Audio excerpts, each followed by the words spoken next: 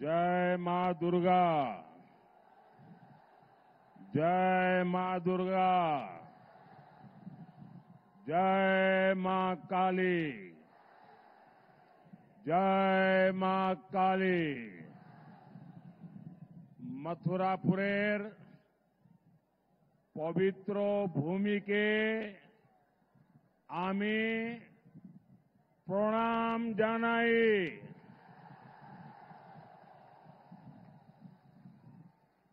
मैं पवित्र गंगा सागर को प्रणाम करता हूं। इस पवित्र तीर्थ में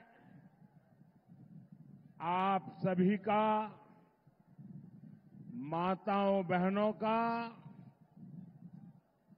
ये अनंत आशीर्वाद मैं देख रहा हूं। ये बताता है कि बीजेपी की विजय कितनी प्रचंड होने जा रही है।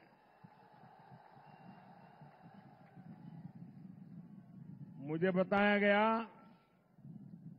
कि परसों साइक्लोन के कारण यहां बहुत बारिश हुई, मंडप बनाना भी मुश्किल था, कोई जगह भी तय होना मुश्किल था कि कहां पर कार्यक्रम करेंगे। आखिर में कुछ ही घंटों में आप लोगों ने खुले में कार्यक्रम करने के लिए हिम्मत दिखाई और सूर्य देवता ने भी कृपा कर दी।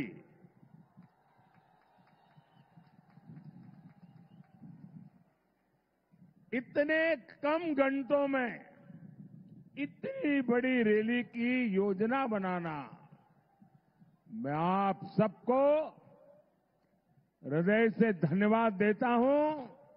ये तब संभव होता है जब जनता जनार्दन खुद चुनाव की बागडोर संभाले हुए हो। जनता जनार्दन खुद चुनाव का नेतृत्व करती हो, तब ऐसा दृश्य बनता है। मैं आज आप सबको शत शत नमन करता हूं।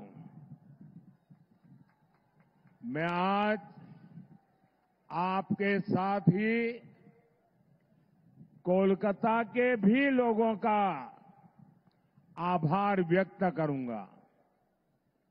कल शाम कोलकाता के लोगों ने रोड शो में और उसके पहले भी और उसके बाद भी जो प्रेम दिया, जो स्नेह दिया, जो आशीर्वाद दिए, मैं ये दृश्य कभी भूल नहीं सकता हूं।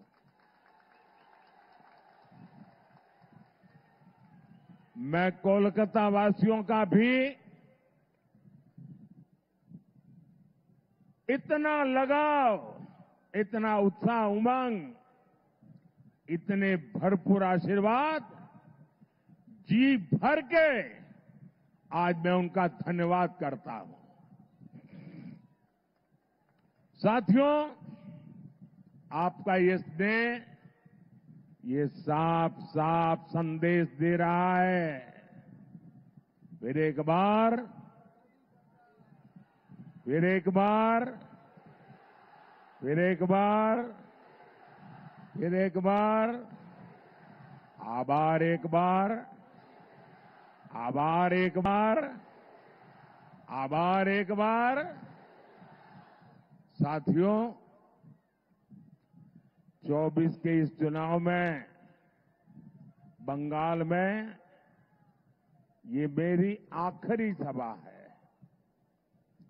इसके बाद मैं उड़ीसा चला जाऊंगा। कल आखिरी दिन मैं पंजाब में बिताऊंगा।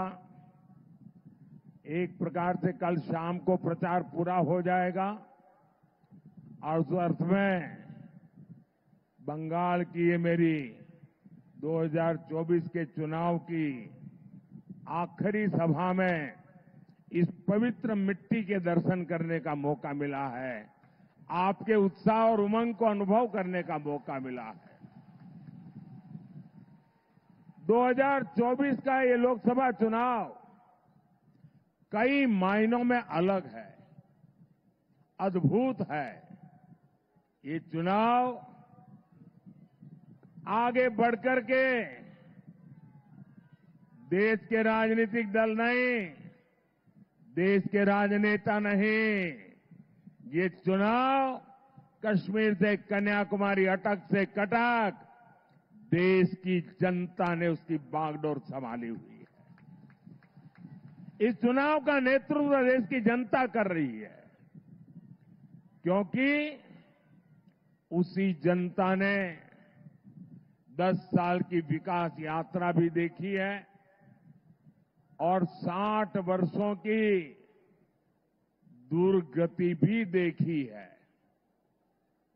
आप याद करिए, देश के करोड़ों गरीब जीवन की मूलभूत सुविधाओं से वंचित थे। भारत जैसे देश में भुखमरी की खबरें आम होती थी। करोड़ों लोगों के सर पर छत नहीं थी। महिलाएं खुले में शौच जाने के लिए मजबूर थी। पीने के लिए पानी नहीं। 18,000 से ज्यादा गांवों में बिजली नहीं। उद्योगों के लिए संभावनाएं नहीं। ये तो एक दृश्य। सबसे बड़ा दुर्भाग्य ये भी था कि सुधार के लिए चर्चा भी नहीं होती थी। परिवारवाद की राजनीति ने करोड़ों करोड़ युवाओं के सपने मार दिए थे। 5-5 पीढ़ी को आजाद हिंदुस्तान में तबाह कर दिया गया। उनके सपनों को रौंद दिया गया। उनकी आशा आकांक्षाओं को मिट्टी में मिला दिया गया।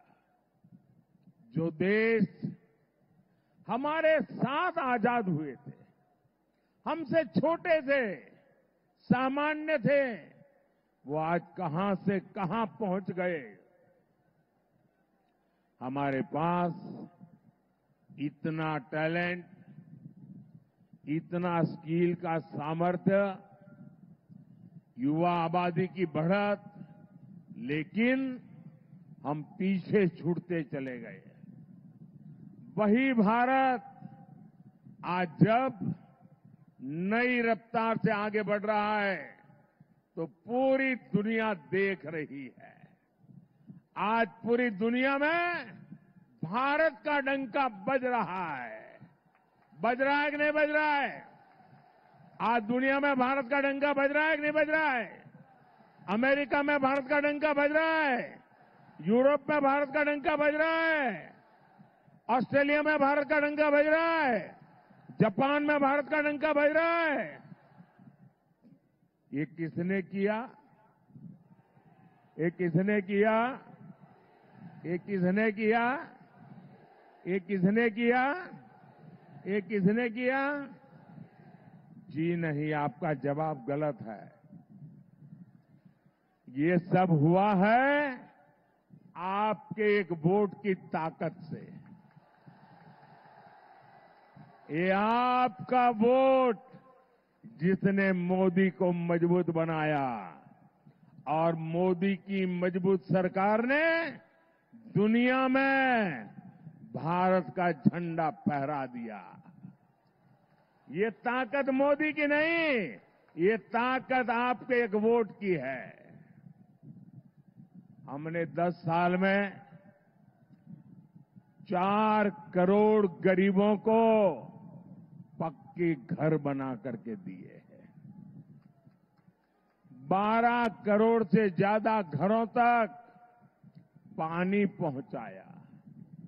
हर गांव तक बिजली पहुंचाई। आज हम विश्व की 5वीं बड़ी अर्थव्यवस्था है।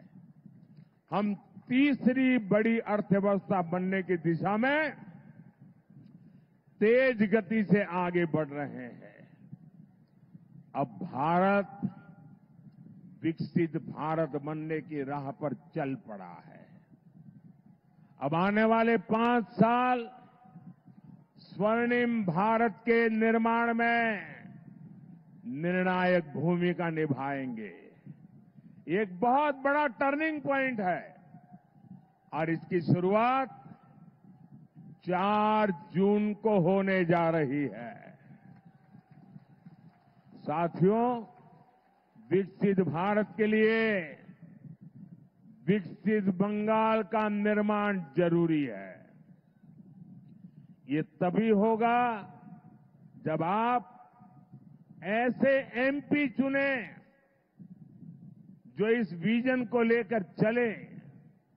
इसलिए मुझे बंगाल से ज्यादा आप कमल जिताकर भेजेंगे, इसका आशीर्वाद चाहिए।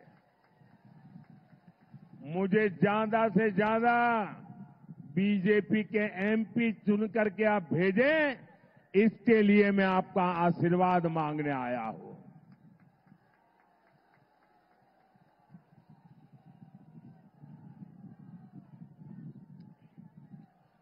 मैं आपको भरोसा देता हूं, मैं आपको गारंटी देता हूं, मैं विकसित बंगाल बनाने के लिए पूरी ताकत लगा दूंगा। साथियों, टीएमसी और इंडी जमात वाले बंगाल को विपरीत दिशा में लेकर जा रहे हैं। बीजेपी पर बंगाल के लोगों का प्यार टीएमसी को बर्दाश्त नहीं हो रहा है। इसलिए टीएमसी बुरी तरह बौखलाई हुई है।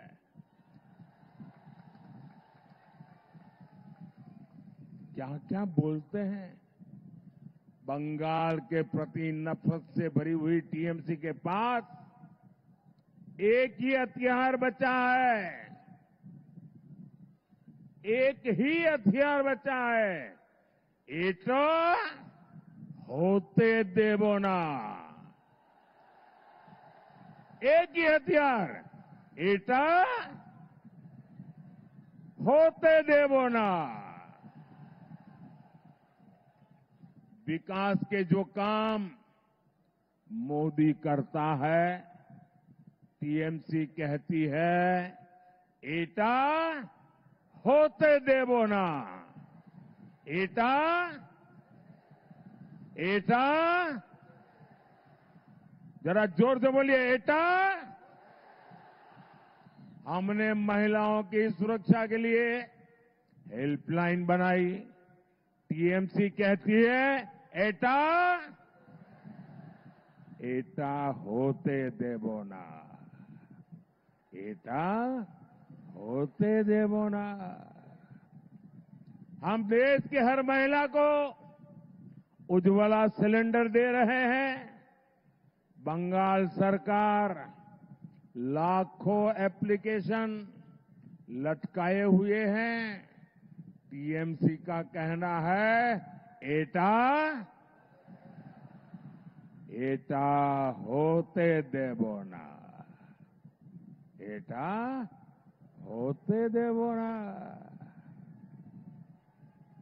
मोदी ने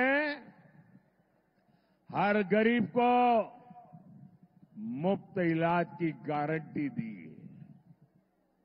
अब हम 70 वर्ष से अधिक उम्र के हर बुजुर्ग को बीमारी में मुफ्त इलाज देंगे।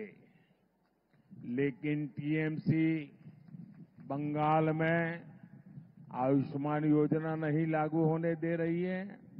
टीएमसी कह रही है एटा एटा एटा होते देवो ना। साथियों, टीएमसी की जीत का बहुत बड़ा नुकसान इस क्षेत्र के लाखों फिशरमैन को हो रहा है। केंद्र सरकार मछुआरे भाई बहनों के लिए इतनी सारी योजनाएं चला रही है। हमने मत्स्य पालकों को, फिशरमैन को किसान क्रेडिट कार्ड की सुविधा दी। यहां रायदीगी में हमने फिश कल्चर सेंटर दिया। हमने पीएम मत्स्य संपदा योजना शुरू की। इसके लिए 20,000 करोड़ रुपए से ज्यादा का फंड दिया। लेकिन टीएमसी सरकार का यहां भी वही रवैया, एटा एटा एटा होते देवो ना। टीएमसी बंगाल में फिशिंग से जुड़े केंद्रीय कानून लागू नहीं होने दे रही है। इससे फिशरमैन को इंश्योरेंस क्लेम लेने में दिक्कत आ रही है, बीमा नहीं मिल रहा है। लेकिन टीएमसी वालों को आपकी चिंता नहीं है। इनको तो अपने तोलाबाजों और कट मनी सिस्टम से मतलब है।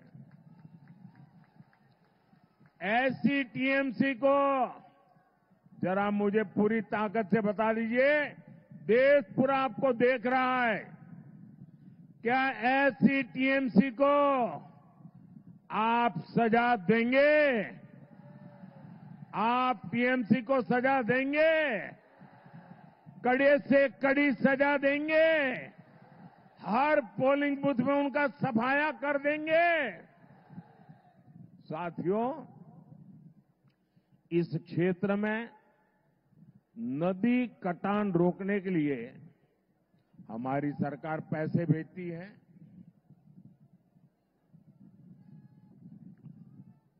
वो पैसा टीएमसी खा गई। इनका एक ही एजेंडा है, इनको हर चीज में काटमानी चाहिए।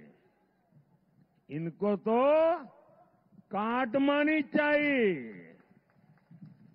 गरीबों के राशन में, पीएम आवास में, यहां तक कि बच्चों के मिड डे मील तक में काटमानी चाहिए, काटमानी चाहिए।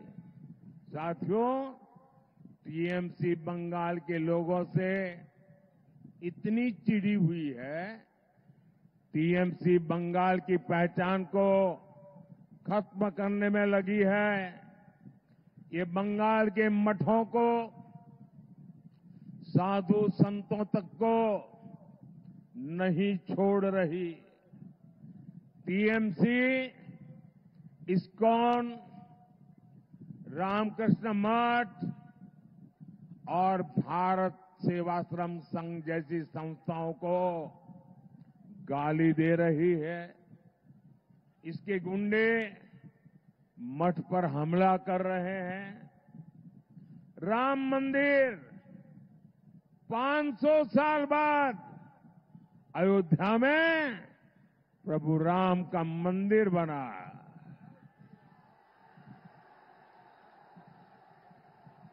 जय श्री राम, जय श्री राम, जय श्री राम। राम मंदिर हमारी आस्था का केंद्र है। टीएमसी के लोग राम मंदिर को अपवित्र बताते हैं। ऐसी टीएमसी कभी भी बंगाल की संस्कृति की रक्षा नहीं कर सकती। भाइयों और बहनों, अब तो टीएमसी सरकार तुष्टीकरण के लिए देश के संविधान पर भी खुलकर हमला करने लगी है। हमारे संविधान ने दलितों, पिछड़ों को आरक्षण दिया है, लेकिन बंगाल में उस आरक्षण की खुली लूट हो रही है। मुसलमानों के फर्जी ओबीसी सर्टिफिकेट बनाए जा रहे हैं।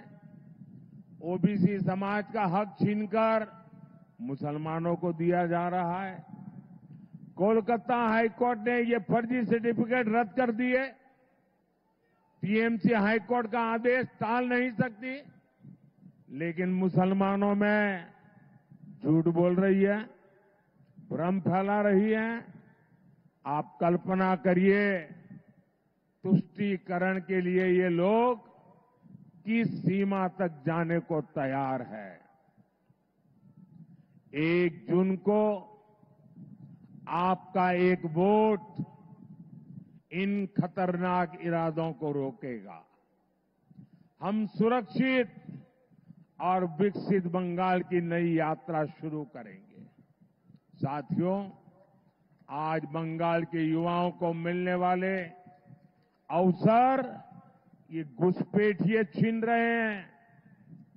आपकी जमीन जायदाद पर वो लोग कब्जा कर रहे हैं। पूरा देश चिंतित है। बंगाल के सीमावर्ती इलाकों में डेमोग्राफी बदली गई है। इन लोगों ने सीएए का इतना विरोध क्यों किया? सीएए को लेकर इतना झूठ क्यों बोला? इतना झूठ क्यों फैला रहे हैं? लेकिन बंगाल में इन्हें अवैध घुसपैठियों को बचाना है।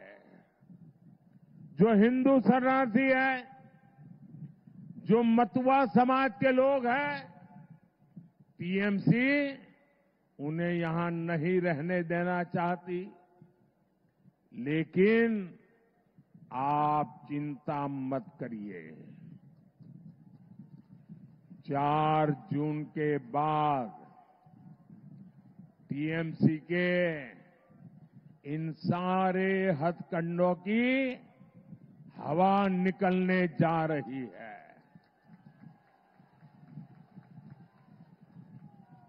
हमारे मतुआ समाज, नामशूद्र समाज को उसके अधिकार मिलकर के रहेंगे, ये मोदी की गारंटी है।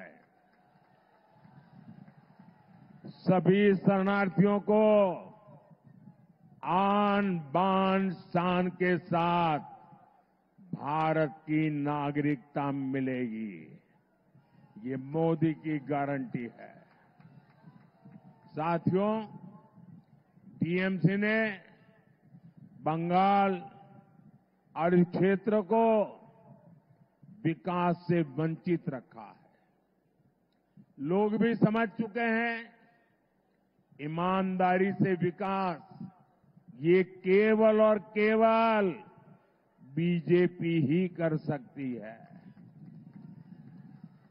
हमने यहां 2 फूड प्रोसेसिंग यूनिट्स लगवाई है। हम कोलकाता पोर्ट के कंजेशन को भी कम करने के लिए काम कर रहे हैं। आप बीजेपी को बंगाल में मजबूत करिए। आपकी हर अपेक्षा बीजेपी ही पूरा करेगी। साथियों, इस बार आपका एक वोट देश की राजनीतिक दिशा भी बदलने का काम करेगा। 4 जून के बाद अगले 6 महीने में देश में बहुत बड़ा राजनीतिक भूचाल आने वाला है। ये परिवारवादी पार्टियां अपने आप बिखर जाएगी। इनके कार्यकर्ता भी अब थक चुके हैं। वो भी देख रहे हैं कि देश किधर जा रहा है और ये पार्टियां किधर जा रही है। साथियों, हमारे साथ यहां मंच पर बीजेपी के 3 प्रत्याशी उपस्थित हैं। मथुरापुर से श्री अशोक पुरकायत जी, जयनगर से डॉक्टर अशोक कंडारी जी और डायमंड हार्बर से अभिजीत दास बॉबी जी। मेरा आग्रह है, इन्हें भारी बहुमत से विजयी बनाएं। इन्हें दिया हुआ आपका वोट मेरी शक्ति बढ़ाएगा। मैं रविंद्रनाथ टैगोर को याद करते हुए अपनी बात समाप्त कर रहा हूं और मैं बंगाल के लोगों का भी जो उत्साह, उमंग और समर्थन दिया है, इसके लिए आभार व्यक्त करते हुए आज की मेरी अंतिम सभा, इस चुनाव की अंतिम सभा का आखिरी दौर है। गुरुदेव रविंद्रनाथ ने कहा था, ओ आमार देशेर माटी, ओ आमार देशेर माटी, तोमार पोरे थेके,